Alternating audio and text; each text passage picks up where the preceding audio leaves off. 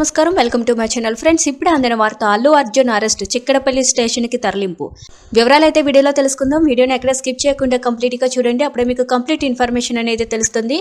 అలాగే ఇప్పటి వరకు మన ఛానల్ ఎవరైతే సబ్స్క్రైబ్ చేసుకోలేదో దయచేసి సబ్స్క్రైబ్ చేసుకోండి. అదేవిధంగా లైక్ చేయడం మాత్రం మర్చిపోకండి.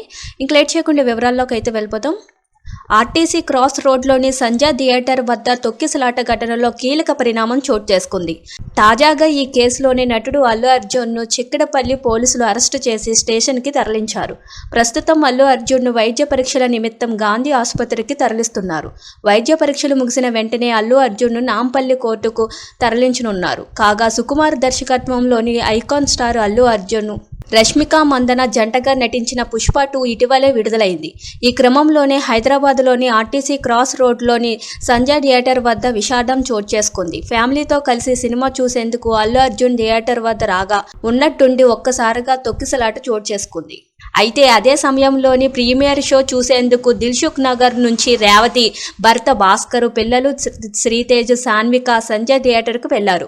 ఊహించని తొక్కిసలాటలోని రేవతి మృతి చెందగా కుమారుడు శ్రీతేజ్ ఆసుపత్రిలో చికిత్స పొందుతున్నారు.